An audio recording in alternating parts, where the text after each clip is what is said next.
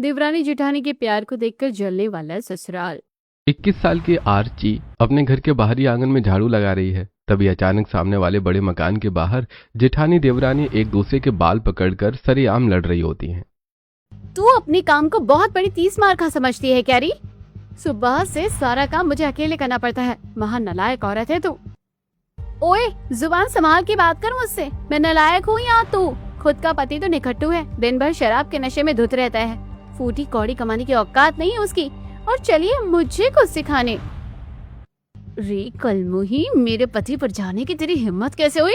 तू तो जलती है मेरे पति से। तू कामचोर है। तेरे बच्चे दिन भर सड़कों पर आवारा घूमते रहते हैं।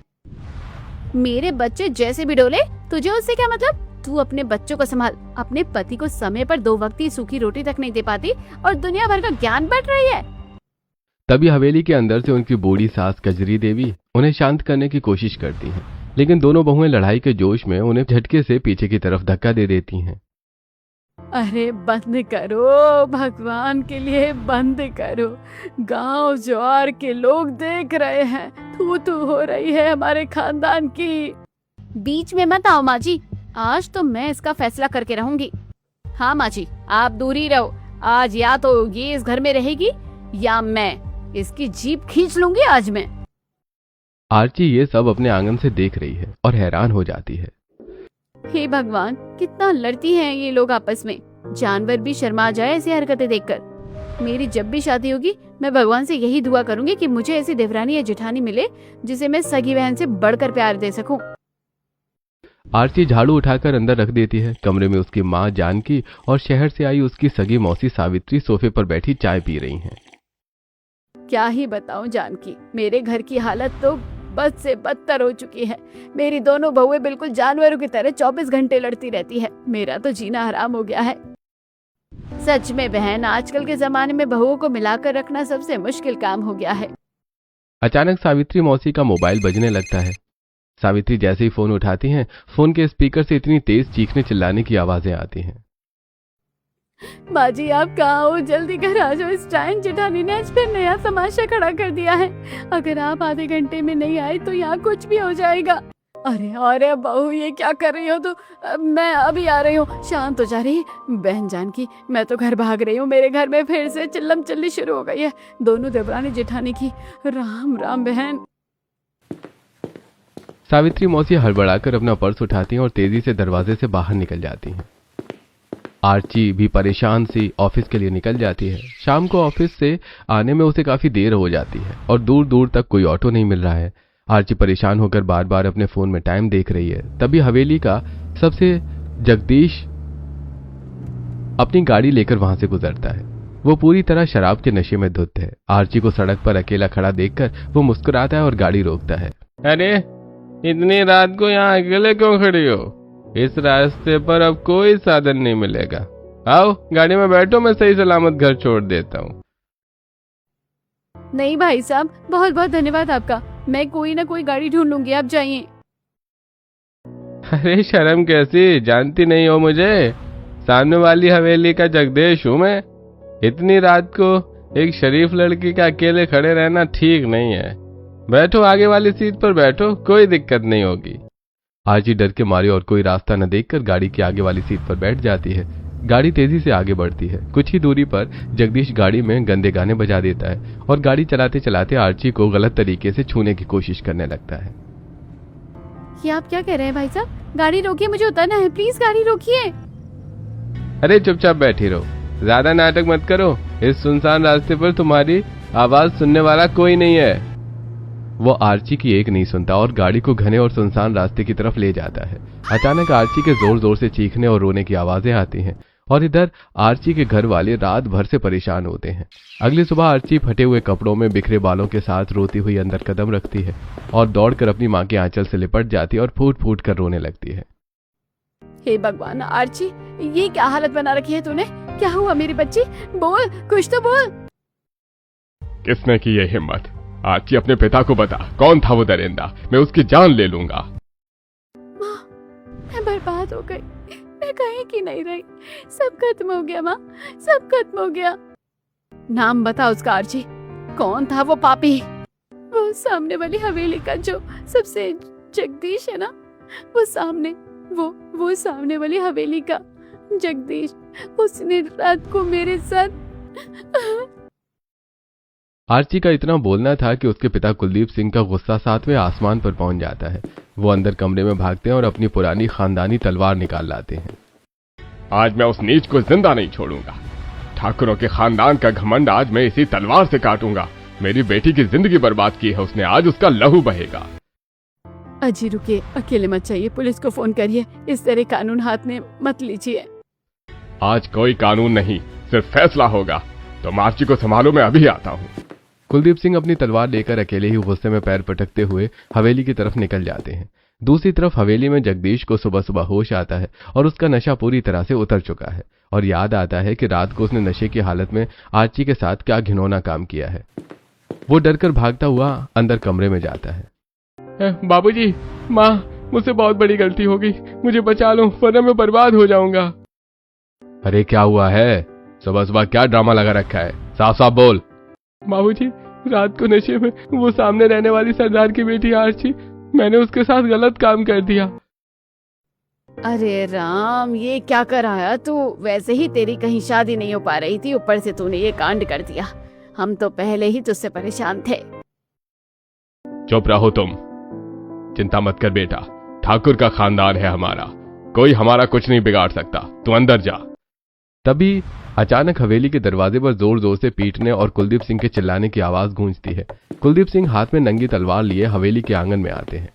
बाहर निकलो सारे के सारे, बाहर निकलो ठाकुरों के खानदान के बुज़दिलों, तुम्हारे अंदर आओ, बहुत गर्मी है ना, बाहर आओ आप। आवाज सुनकर ठाकुर ठकुरानी और जगदीश के मामा बाहर आंगन में आते हैं। कुलदीप सिंह पलक झपकते ही झपट कर बड़े बेटे की गर्दन पर तलवार रख देते हैं। इस नीच ने जो कर्म मेरी बेटी के साथ किया है ना, उसके लिए मैं इसे माफ नहीं करूंगा कभी।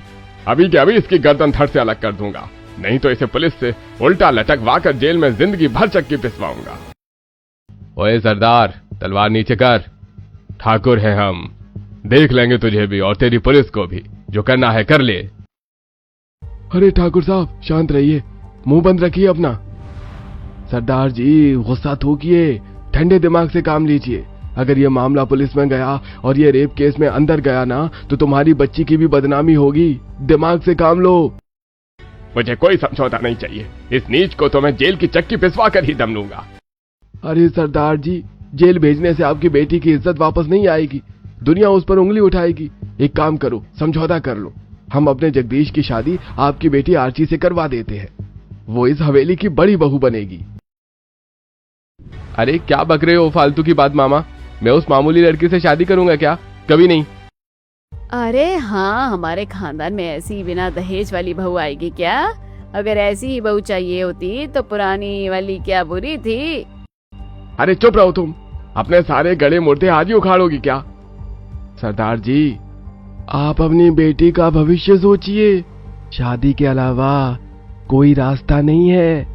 इसी गहमा गहमी और शोर शराबे के बीच इस हवेली की दोनों छोटी बहुएं रागिनी और मोहिनी भी अपने कमरों से बाहर आंगन में निकल आती हैं।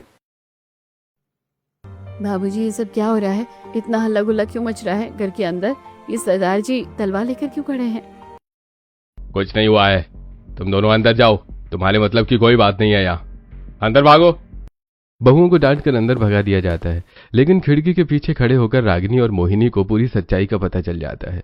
वहीं मामा के बहुत समझाने पर ठाकुर परिवार और कुलदीप सिंह भारी मन से शादी के लिए राजी हो जाते हैं। ठीक है, हम शादी को तैयार हैं। ठीक है, अपनी बच्ची की इज्जत की खातिर हम इसकी शादी जगदीश से कर देंगे। 3 महीने बाद मुहूर्त देखकर बिना किसी धूमधाम के आरती और जगदीश की शादी करवा दी जाती है। शाम को आरती दुल्हन के जोड़े में रोती हुई हवेली पहुंचती है। देखा दीदी, बिना कुछ सोचे समझे, बिना जान पहचान के रातों रात शादी हो गई। जरूर दाल में कुछ काला है। आजा अंदर आजा, इस घर में पैर रखते ही अपनी ये रोनी सूरत ठीक कर ले। हमारे यहाँ हमारी मर्जी चलती है, जैसा हम कहेंगे वैसा ही करना पड़ेगा। मर्जी आपकी चलेगी ही माँ जी, हमें सब पता है कि अंदर क्या खिचड़ी पकी है। ये शादी नहीं, जगदीश भैया के कुकर्मों को छिपाने का तरीका है। घंटे की शादी, जबरदस्ती की आफत मेरे गले पड़ गई है। सीधे अपने कमरे में जा और मेरे सामने मत आना। आरती रोती हुई हवेली के अंदर कदम रखती है। दोस्तों, आपको क्या लगता है, हवेली में आर्ची का सामना एक नरक से होने वाला है या जिंदगी बदलने वाली है? कमेंट में बताइएगा।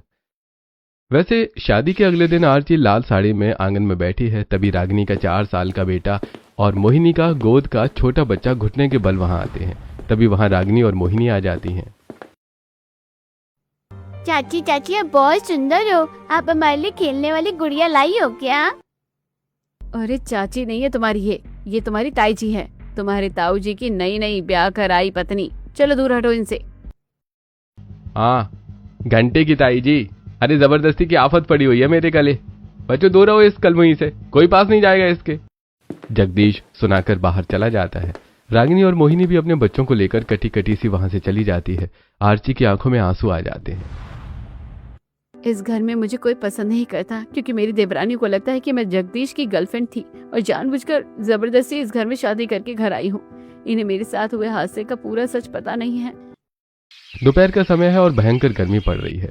सास सुमित्रा देवी जानबूझकर रसोई का पंखा बंद करवा देती हैं और आर्ची को अकेले चूल्हे पर भारी खाना बनाने के लिए खड़ा कर देती हैं। आर्ची पसीने से तरबतर है। ओए महारानी, हाथ जरा तेजी से चला। ठाकुरों के घर में आई है, या मुफ्त की रोटियां तोड़ने को नहीं मिलेगी। वैसे भी फोकट के ब्याह में आई है। फूटी कौड़ी का दहेज तो तेरा बाप दिया नहीं। माँ जी, मैंने सारा खाना बना दिया है, बस रोटियां सेक रही हूँ। रसोई में बहुत गर्मी है, क्या मैं पंखा चला लूं? बड़ी आई पंखा चलाने वाली, चुपचाप काम कर। सुमित्रा जी चूल्हे से जलती हुई लकड़ी निकालती हैं और आर्ची के हाथ पर छुआ देती हैं। माँ जी, मेरा हाथ जल गया, प्लीज ऐसा मत कीजिए। नाटक मत कर, जरा सा हाथ क्या हुआ, आसमान से पर उठा लिया। हाँ माँ, सही कह रही हो। ना दहेज लाई ना लक्षण है इसमें, बस फोकट का राज करने आ गई है यहाँ। आर्ची अपना जला हुआ हाथ पकड़कर रोने लगती है। तभी अचानक आर्ची का जी मिचलाने लगता है और उसे जोर जबरदस्ती से उल्टियां आने लगती हैं। वो रसोई के कोने में बैठकर उल्टी करने लगती है। आर्ची की ये हालत देखकर रागिनी और मोहिनी रसोई में आती हैं। अरे भाभी, ये अचानक आपको क्या हो गया? इतनी उल्टियां क्यों हो रही है? शादी को तो अभी सिर्फ 2-3 ही दिन हुए हैं और भाभी को अभी से उल्टियां? माँ जी, कहीं भाभी पहले से ही? सास और नागिन भी हैरान होकर आर्ची को देखने लगती हैं। आर्ची बेहोश होने की हालत में आ जाती है। आर्ची को कमरे में लिटाया गया है। ठाकुर परिवार ने बदनामी के डर से गांव के सरकारी डॉक्टर को न बुलाकर शहर से एक लेडी डॉक्टर को बुलाया है। लेडी डॉक्टर आर्ची की जांच करके कमरे से बाहर आती है। बाहर ठाकुर, ठकुरानी, मामा, रागिनी और मोहिनी खड़े हैं। ठाकुर साहब, मुबारक हो, आपकी बड़ी बहू माँ बनने वाली है, लेकिन ध्यान रखिए इनकी हालत बहुत कमजोर है। अरे डॉक्टर साहब, शादी को तो अभी जुम्मा 4 दिन हुए हैं और आप अभी से मुबारकबाद दे रही हैं। माँ जी, शादी भले ही 4 दिन पहले हुई हो, लेकिन बहू 3 महीने की प्रेग्नेंट है। भारी कमजोरी है इन्हें, कोई दिमागी तनाव मत दीजिएगा, मैं दवाई लिख देती हूँ। लेडी डॉक्टर दवाइयां देकर चली जाती है। डॉक्टर के जाते ही, देखा दीदी, मैं ना कहती थी कि ये लड़की ही चालू है। 3 महीने से बड़े भैया के जाल बुन रही थी और जब पेट में पाप पलने लगा तो जबरदस्ती शादी करके इस हवेली में आ बैठी। हाँ मोहिनी, मुझे तो पहले ही शक था। इसके पापा तलवार लेकर क्यों आए थे, अब समझ में आया है। अपनी कुलछनी बेटी का पाप छुपाने आए थे वो ठाकुरों के घर। रागिनी और मोहिनी गुस्से में आर्ची के कमरे की तरफ बढ़ती हैं ताकि उसे खरी खोटी सुना सके। आर्ची कमरे में बिस्तर पर बैठी रो रही है। चोरी, बड़ा भोला चेहरा बनाकर बैठी है सुबह से। अब अपनी नौटंकी बंद कर। भगवान से डरती है ना तू? फिर 3 महीने का पाप पेट में पालकर हमारे सीधे साधे बड़े भैया के गले क्यों पड़ गई? रागनी दीदी, मोहिनी, भगवान के लिए मुझे ऐसा मत कहो। मैं कसम खाती हूँ, मेरा कोई कसूर नहीं है। मैं तो कोई शादी भी नहीं करना चाहती थी। तो फिर ये 3 महीने का बच्चा कहाँ से आ गया? क्या बड़े भैया तुम्हारे बॉयफ्रेंड थे? साफ साफ बोल। नहीं मोहिनी, मैं तो उन्हें जानती तक नहीं थी। उस रात मैं ऑफिस से आ रही थी, मुझे कोई साधन नहीं मिला। उन्होंने मुझे अपनी गाड़ी में बिठाया। वो शराब के नशे में धुत थे। उन्होंने सुनसान रास्ते पर ले जाकर मेरे साथ मेरी आबरू लूट ली। मेरे पापा तो न्याय मांगने आए थे, लेकिन तुम्हारी इस हवेली वालों ने अपनी बदनामी और बड़े बेटे को जेल से बचाने के लिए मेरे पापा को मजबूर किया और मेरी शादी इस दरिंदे से करा दी। आरती का सच सुनकर रागिनी और मोहिनी के पैरों तले जमीन खिसक जाती है। उनका गुस्सा पल भर में गायब हो जाता है और उनकी आंखों में पश्चाताप के आंसू आ जाते हैं। हे भगवान, भाभी हमें माफ कर देना। हमने आपके बारे में क्या क्या गलत सोच लिया। आप तो खुद एक मजलूम हो, आपके साथ इतना बड़ा अन्याय हुआ है। हाँ भाभी, हमें सच में माफ कर दो। इस घर में सबके सब कसाई हैं, लेकिन आप चिंता मत करो भाभी। आज के बाद हम दोनों आपकी ढाल बनकर रहेंगी, कोई आपको हाथ भी नहीं लगा पाएगा। हाँ भाभी, हमें अपनी जेठानी के रूप में एक बड़ी बहन मिल गई है। आज से इस घर का सारा काम हम दोनों करेंगी। आप बस आराम करोगे और अपने बच्चों का ध्यान रखोगी। तीनों देवरानी जेठानी रोते हुए एक दूसरे के गले लग जाती हैं। तो दोस्तों, क्या आगे चलकर देवरानी जेठानी का यही अटूट प्यार ससुराल वालों की रातों की नींद उड़ाने वाला है? क्या लगता है आपको? कमेंट में बताइएगा। तो अब शादी के कुछ दिन बीत चुके हैं। आर्ची बिस्तर पर बैठी है। प्रेगनेंसी और कमजोरी की वजह से उसके पैरों में काफी सूजन आ गई है। रागिनी गर्म पानी का तसला और कपड़ा लेकर कमरे में आती है और मोहिनी तेल की शीशी लेकर आती है। दोनों आते ही आर्ची के पैरों के पास बैठ जाती हैं। अरे रागिनी, मोहिनी, ये आप लोग क्या कर रहे हो? मुझे बहुत संकोच हो रहा है। प्लीज आप लोग हट जाओ, मैं खुद कर लूंगी। आप चुपचाप बैठी रहो, ज्यादा बोलोगी तो हमसे बुरा कोई नहीं होगा। देखो तो पैरों में कितनी सूजन आ गई है। रागिनी गर्म पानी से आर्ची के पैरों की सिकाई करने लगती है। हाँ भाभी, रागिनी दीदी ठीक कह रही है। और बहनें आखिर किस लिए होती है? आप हमारी बड़ी बहन जैसी हो। लाओ अपने पैर इधर, मैं बढ़िया से तेल की मालिश कर देती हूँ, सारा दर्द गायब हो जाएगा। मैंने शादी से पहले हमेशा यही देखा था कि देवरानी जेठानी आपस में कैसे जानवरों की तरह लड़ती रहती है। मैं हमेशा सोचती थी कि मेरी शादी होगी तो मैं अपनी देवरानी को बहुत प्यार करूंगी, पर भगवान ने मुझे इस नर्क में तुम जैसी दो सगी बहनें दे दी। भाभी, खुशकिस्मत तो हम है कि जेठानी के रूप में हमें इतनी अच्छी बड़ी बहन मिल गई। अब आप बिल्कुल चिंता मत करना। आज ना मेरा मन गोला खाने का था। अच्छा तो चलो मैं लाती हूँ। आर्ची के मन करने पर भी मोहिनी बाहर बारिश में जाकर अपने लिए गोला लेकर आती है। ये लीजिए भाभी, ये देखो काला घट्टा और आम वाला गोला। चलो अब तीनों मिलकर एक साथ बैठकर खाएंगे और मजे से बात करेंगे। तीनों देवरानी जेठानी कमरे में एक साथ बैठकर हंसती मुस्कुराती हैं और गोला खाती हैं। नागिन खिड़की के पीछे खड़ी होकर तीनों को हंसते और गोला खाते देख रही थी। वो गुस्से में सुमित्रा जी के पास पहुंचती है। माँ, देख रही हो बाहर कितना प्यार और कितना लाड उमड़ रहा है इन महारानियों का। एक दूसरे के साथ तो ऐसे रह रहे हैं जैसे कुंभ के मेले में बिछड़ी हुई सगी बहनें हो। कहीं से लगती है देवरानी जेठानी। हाँ, देख तो मैं भी रही हूँ। जब से ये कलमुही आई है, इन दोनों छोटी बहुओं के सुर ही बदल गए। सारा दिन उसी की चाकरी में लगी रहती है। हमारे हिस्से का निवाला भी अब उसी के पेट में जाता है। हमने तो दुनिया भर में देवरानी जेठानी को सिर्फ हिस्से बांट के लिए लड़ते देखा है, पर यहाँ तो अलग ही दांत काटी रोटी चल रही है इन तीनों की। ठाकुर साहब, जब तक ये तीनों एक साथ है ना, हम इन तीनों में से किसी का एक का भी कुछ नहीं बिगाड़ सकते। अगर हमें तीनों को सबक सिखाना है तो सबसे पहले इनकी इस तिकड़ी में आग लगानी पड़ेगी। इनके बीच में फूट डालनी ही पड़ेगी।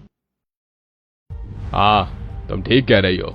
इस नई वाली को ठिकाने लगाए बिना हम अपने मकसद में कामयाब नहीं हो सकते। पिछली वाली को जैसे रास्ते से हटाया था, वैसे ही इसके लिए भी कोई चाल चलनी पड़ेगी। लेकिन पहले इनकी एकता तोड़ो। सास ससुर और नागिन तीनों मिलकर अंदर अंदर गुस्से में बड़बड़ा रहे हैं। क्या ये लोग देवरानी जेठानी के प्यार को अपनी जलन से कम कर पाएंगे? क्या लगता है आपको? तो दोस्तों, रात का समय है। जगदीश शराब के नशे में धुत होकर कमरे में आता है और टेबल पर रखा खाने का बर्तन उठाकर फर्श पर फेंक देता है। अरे भाई कलमुही, क्या ये घटिया खाना बना कर रखा है? इस घर में पैर क्या रखा? खुद को सच में यहाँ की मालकिन समझने लगी है। मैंने खाना नहीं बनाया है। डॉक्टर ने मुझे आराम करने को कहा था, इसलिए रागिनी दीदी और मोहिनी दीदी ने मिलकर। चुप कर, उन दोनों को भी अपने जाल में फंसा लिया तूने। आज तो मैं तेरा ये सारा भूत उतार कर रहूंगा। जैसे ही पति आर्ची को मारने के लिए हाथ उठाता है, तभी अचानक रागिनी और मोहिनी दरवाजे को धक्का देकर कमरे में आकर जगदीश का उठा हुआ हाथ हवा में ही पकड़ लेती हैं।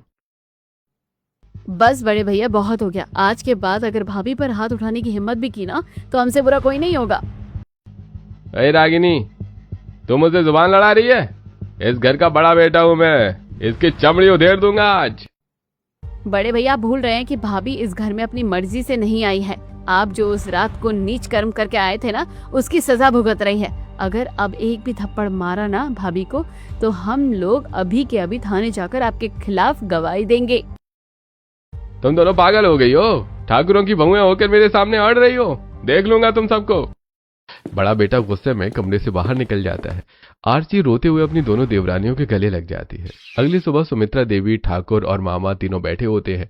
तभी आर्ची हॉल से गुजर रही होती है और ससुर उसे आवाज देकर रोकते हैं। ओए आर्ची, जरा इधर आ। देख तो इस घर में बिना दहेज के फोकट में ब्याह कर आई है, हमारे खानदान की बड़ी बहू बनी है, तो कुछ रसूख भी देखना चाहिए। अपने बाप को फोन कर और बोल कि हमें एक नई गाड़ी और 10 लाख रुपए नकद चाहिए। बाबूजी, मेरे पापा एक सीधे साधे इंसान हैं। उन्होंने अपनी पूरी जिंदगी की कमाई मेरी पढ़ाई में लगा दी। अब उनके पास इतने पैसे कहाँ से आएंगे? प्लीज उन पर तरस खाइए। तरस खाए री लड़की, तू भूल रही है कि अगर हम चाहे तो तुझे अभी के अभी इसी वक्त चरित्रहीन घोषित करके घर से धक्के मारकर बाहर निकाल सकते हैं। हमारी तो समाज में बदनामी तो होगी तो होगी, हम तो कलंक छुपा ही लेंगे, पर तू अपना ये 3 महीने का पेट लेकर कहाँ जाएगी, सोच ले। सास और ससुर की ये बात सुनकर आर्ची अंदर से पूरी तरह से डर जाती है। वो कांपते हाथों से कोने में जाकर अपने पापा को फोन लगा रही होती है। रागिनी मोहिनी सारा नजारा देख लेती हैं। देख रही हो दीदी, ये लोग कितने गिरे हुए हैं। अब भाभी को दहेज के नाम पर प्रताड़ित कर रहे हैं। हाँ मोहिनी, इनका दिमाग अब बहुत ज्यादा ठनक गया है। अब पानी सिर से ऊपर जा रहा है। चलो आज इनका ये घमंड भी चूर करते हैं। आर्ची रोते हुए कोने में फोन पकड़कर खड़ी है। तभी रागिनी और मोहिनी आर्ची के हाथ से फोन छीनकर काट देती हैं और उसे अपने पीछे छुपा लेती हैं। ओए रागिनी, ये क्या बदतमीजी है? बहू होकर बड़ों के काम के बीच में टांग अड़ा रही है। फोन क्यों काटा उसका? बाबूजी, बदतमीजी हम नहीं, आप लोग कर रहे हैं। शर्म आनी चाहिए आप सबको, जो एक लड़की को डराकर उसके बूढ़े बाप से दहेज मांग रहे हैं। रे रागिनी, अपनी हद में रहे, हमारे घर का मामला है, तू ज्यादा बीच में मत बोल। फोकट की बहू आई है तो क्या हम अपनी मांग भी ना रखें? माँ जी, ये आपका घर नहीं, हम सबका घर है। और सुन लीजिए कान खोलकर, अगर आपने भाभी को दहेज के लिए एक शब्द भी बोला ना, तो हम दोनों आपके और बड़े भैया के खिलाफ दहेज प्रताड़ना और घरेलू हिंसा का मुकदमा दर्ज करवा देंगी। पुलिस सीधे अंदर लेकर जाएंगी आप सबको। अरे अरे बहू, शांत हो जाओ। अरे तुम लोग तो बात का बतंगड़ बना रही हो। ठाकुर साहब तो बस मजाक कर रहे थे। कोई दहेज वहेज नहीं चाहिए भाई, जाओ तुम लोग अंदर जाओ। रागिनी और मोहिनी आर्ची को संभालते हुए गुस्से में उसे अपने साथ कमरे के अंदर ले जाती हैं और उसके बाद माँ बाप पानी सिर से ऊपर जा चुका है। इन दोनों छोटी छिपकलियों ने आज हमारे सामने जुबान चलाई है। इस आर्ची को जिंदा रखा तो ये हमारे पूरे खानदान को जेल भिजवा कर ही दम लेगी। हाँ भाई साहब, कुछ करो। ये लड़की जब से आई है हमारी दोनों बहुएं हमारे काबू से बाहर हो गई हैं। इस आर्ची का तो पत्ता साफ करना ही पड़ेगा। अरे ठाकुर साहब, गुस्सा नहीं, दिमाग चलाओ। अरे इस लड़की को मारना ही पड़ेगा, तभी दोनों बहुएं सीधे रास्ते पर आएंगी। और मारने का तरीका ऐसा होना चाहिए कि किसी को शक न हो, सब इसे एक हादसा समझे। कैसा तरीका मामा, साफ साफ बताओ। कल सुबह जैसे ही आर्ची कमरे से बाहर निकलेगी, उससे पहले ही सीढ़ियों पर गाढ़ा तेल फैला देना। प्रेग्नेंट है, पैर फिसलेगा और सीधे नीचे गिरेगी। बच्चा भी खत्म और माँ भी खत्म, खेल खत्म, पैसा हजम। वाह भाई साहब, क्या कमाल का आइडिया दिया है। कल सुबह ही पहली किरण के साथ ही इस आर्ची का खेल खत्म कर दूंगी खुद। तीनों मिलकर मुस्कुराते हैं और आर्ची को जान से मारने का खौफनाक प्लान पक्का कर लेते हैं। अगले सुबह के 4 बजे सुमित्रा देवी अपने कमरे से बाहर आकर चारों तरफ देखते हुए सीढ़ियों के ऊपरी हिस्से पर गाढ़ा तेल पूरी तरह फैला देती है। हाँ, बहुत चल रही थी ना अपनी देवरानियों के दम पर। आज सुबह जैसे ही तू यहाँ से नीचे जाने के लिए पैर रखेगी, सीधे यमराज के घर पहुंचेगी। तेरा और तेरे इस 3 महीने के पाप का खेल आज यही खत्म। तेल फैलाने के बाद सुमित्रा देवी अपने कमरे में जाकर छुप जाती है। कुछ देर के बाद आर्ची दीवार का सहारा लेते हुए धीरे धीरे सीढ़ियों की तरफ बढ़ने लगती है। उफ, सुबह सुबह बहुत तेज प्यास लगी है। नीचे जाकर घड़ी का ठंडा पानी पीती हूँ, वरना जी में चलने लगेगा। आर्ची सीढ़ियों के बिल्कुल पास पहुंच जाती है। वो जैसे ही अपना पहला कदम आगे बढ़ाने वाली होती है, तभी अचानक पीछे से रागिनी और मोहिनी दौड़ती हुई आती है। रागिनी चिल्लाते हुए आर्ची का हाथ पकड़कर उसे पीछे खींच लेती है। भाभी रुकिए, पैर आगे मत बढ़ाइएगा, पीछे हटिए। अरे क्या हुआ रागिनी दीदी, आप लोग इतनी सुबह ऐसे क्यों चिल्ला रहे हैं? मैं तो बस पानी पीने जा रही थी। हे भगवान, ये तो पूरा तेल से फैला हुआ है। रागिनी नीचे झुकती है और सीढ़ियों पर हाथ लगाकर देखती है। उसका हाथ पूरे तेल से सन जाता है। हे भगवान, यहाँ तो पूरा तेल फैला हुआ है। भाभी, अगर रागिनी दीदी ने आपको सही वक्त पर नहीं रोका होता तो आप इस बच्चे के साथ सीधा नीचे गिर जाती और सब कुछ खत्म हो जाता। क्या तेल? सुबह सुबह यहाँ तेल किसने डाला? क्या मुझे और मेरे बच्चे को कोई मारना चाहता है? मुझे पता है ये किस कसाई का काम है। बाहर निकलो माँ जी, मुझे पता है आप अपने कमरे के पीछे छुपी हुई हो। बाहर आ जाओ। रागिनी की तेज आवाज सुनकर सुमित्रा देवी घबराकर अपने कमरे से बाहर आती हैं। अरे क्या हुआ, सुबह सुबह इतना हल्ला क्यों मचा रखा है तुम लोगों ने? सोने भी नहीं देती हो। नाटक बंद करो माँ जी, ये तेल किसने फैलाया है यहाँ? आप सोच रही थी कि हम सो रहे हैं? हम रात भर सोए नहीं। हमें पता था कि कल की हार के बाद आप लोग कोई ना कोई नीच हरकत जरूर करोगी। बाबूजी, मम्मी जी, देख लो कान खोलकर। आज तो तुम्हारी एक खौफनाक चाल नाकाम हो गई, लेकिन याद रखना, अगर हमारी आर्ची भाभी पर या उनके बच्चे को भी एक खरोच आई ना, तो ये रागिनी और मोहिनी इस हवेली को शमशान बना देगी। हम सीधे पुलिस कमिश्नर के पास जाकर हत्या की साजिश का केस ठोकेंगे तुम तीनों पर। पहली चाल फेल होने पर सास और ससुर डर जाते हैं। अब वो आर्ची को मारने का दूसरा प्लान बनाते हैं। अगले दिन दोपहर का समय है। आर्ची रसोई में बैठी है। ले आर्ची, बहू तू प्रेग्नेंट है, तेरे शरीर में बहुत कमजोरी है। आज मैंने अपने हाथों से तेरे लिए बादाम वाली मीठी खीर बनाई है, जरा देख तो सही कैसी बनी है। धन्यवाद माँ जी, आप मेरे लिए इतनी तकलीफ। नहीं भाभी, मत खाइए इसे। खीर का कटोरा फर्श पर गिर जाता है। तभी हवेली की पालतू बिल्ली जमीन पर बिखरी हुई खीर को चाटने लगती है और कुछ ही सेकंड्स में बिल्ली तड़पने लगती है। हे भगवान, बिल्ली मर गई। माँ जी, आपने इस खीर में जहर मिलाया था, आप मुझे मारना चाहती थी। देखा भाभी, मैं कहती थी ना ये लोग कसाई हैं। आर्ची अपनी जान बच जाने पर मोहिनी के गले लगकर रोने लगती है, लेकिन सास हार नहीं मानती और शाम को रागिनी रसोई में पूरी सब्जी बनाकर बाहर जाती है। तभी सास चुपके से रसोई में आती है और सब्जी की कढ़ाई में मुट्ठी भर नमक मिला देती है। रात को जब सब खाना खाने बैठते हैं तो ये कैसा खाना बनाया है? पूरी सब्जी में इतना नमक किसने झोंक दिया? क्या मारना चाहती हो हमें? और ठाकुर साहब, रागिनी तो खाना बनाकर बाहर चली गई थी। उसके बाद रसोई में आर्ची आ गई थी। जरूर इसी ने सब्जी में नमक मिलाया होगा। नहीं माँ जी, मैंने सब्जी को छुआ तक नहीं, मैं तो बस पानी पीने गई थी। देख रागिनी, तू दिन रात इसकी सेवा करती है, इसके हिस्से का काम करती है, और ये तुझसे जलती है। ये चाहती है कि खाना खराब हो और सारा डांट फटकार तुझे मिले। देख ले अपनी जेठानी के लक्षण। रागिनी और मोहिनी सास की इस चाल को समझ जाती हैं और मुस्कुराने लगती हैं। माँ जी, अपनी ये बकवास बंद कीजिए। हमें अच्छे से पता है कि रसोई में नमक किसने मिलाया है। आप चाहे जितनी आग लगा लो, हमारे बीच की फूट कभी नहीं होने वाली। हम अपनी भाभी पर खुद से ज्यादा भरोसा करती हैं। सास का ये प्लान भी पूरी तरह से फेल हो जाता है। अगली सुबह जगदीश अचानक सुबह सुबह मुस्कुराता हुआ आर्ची के लिए लाल गुलाब का फूल लेकर आता है। आर्ची, मुझे माफ कर दो। अब तक मैंने तुम्हारे साथ बहुत बुरा किया, लेकिन अब मैं सुधर गया हूं। लो, ये गुलाब का फूल तुम्हारे लिए। आज से मैं खुद तुम्हें अपने हाथों से नाश्ता करवाऊंगा। आर्ची को जिंदगी में पहली बार अपने पति का प्यार मिलता है। वो बहुत खुश हो जाती है और प्यार में पूरी तरह अंधी हो जाती है। जब रागिनी और मोहिनी उसे समझाने आती हैं तो वो उन पर ही भड़क जाती है। दीदी, समझो दाल में कुछ काला है। जो इंसान कल तक आपको मारता था, वो अचानक इतना अच्छा कैसे हो गया? ये कोई चाल है? चुप करो तुम दोनों बस मुझसे जलती हो। तुम नहीं चाहती कि मेरा पति मुझसे प्यार करे। अब मेरे पति सुधर गए हैं, मेरे सास ससुर अच्छे हो गए हैं। तुम दोनों ही इस घर में कलेश चाहती हो। आज के बाद मुझसे बात तक मत करना। आर्ची गुस्से में चली जाती है। रागिनी और मोहिनी उदास हो जाती हैं। वहीं दूसरी तरफ सास और ससुर हॉल में बैठकर हंस रहे हैं। देखा ठाकुर साहब, हमारा प्लान कामयाब रहा। ये अनपढ़ लड़की पति के प्यार में अंधी हो गई और देवरानियों से लड़ बैठी। अब इसे कल सुबह नीलगिरी की पहाड़ी पर ले जाओ और हमेशा के लिए खत्म कर दो। हाँ, बिल्कुल पहली वाली पत्नी की तरह। उसे भी हमने ऐसे ही फंसाकर अपनी उसी नीलगिरी पहाड़ी से धक्का दिया था ना, अब उसका भी वही हाल होगा। रागिनी दीवार के पीछे खड़ी होकर अपने मोबाइल में सास ससुर की पूरी बातचीत और पहली पत्नी की हत्या का सच रिकॉर्ड कर लेती है। अगली सुबह रागिनी और मोहिनी सोकर उठती हैं। वो देखती हैं कि आर्ची के कमरे का दरवाजा खुला है और घर में कोई नहीं है। वो भागकर हवेली के नौकर के पास जाती हैं। ओए रामू, भाभी कहाँ है? बड़े भैया और माँ जी भी कहाँ हैं? इतनी सुबह?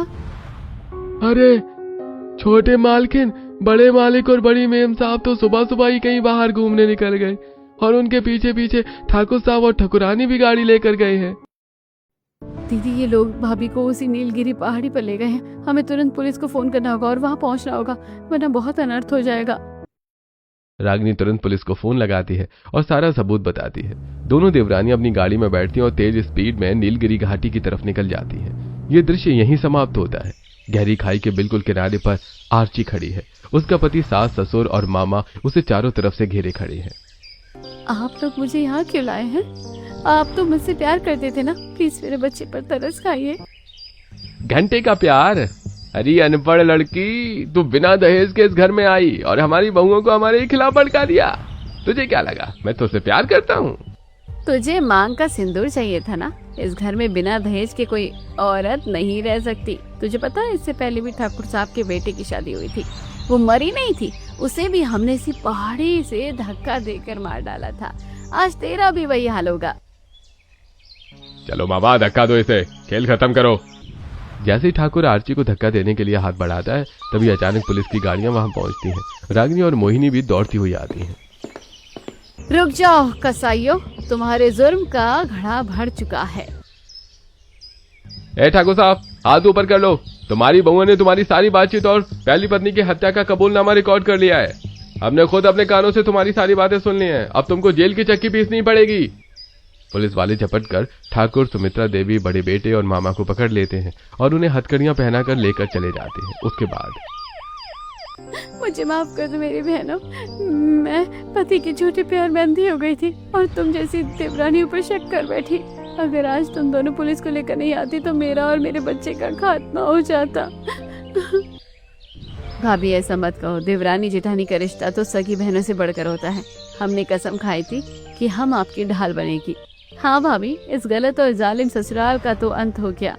वो सब जेल पहुंच गए। अब हम सब मिलकर अपने बच्चों को पालेंगे और दुनिया के सामने प्यार की एक अनोखी मिसाल कायम करेंगे। तीनों देवरानी जेठानी मुस्कुराते हुए एक दूसरे का हाथ थामती हैं। लेकिन दोस्तों, क्या ये कहानी यहाँ एक खूबसूरत मोड़ पर समाप्त होती है या फिर अभी भी कुछ बाकी है?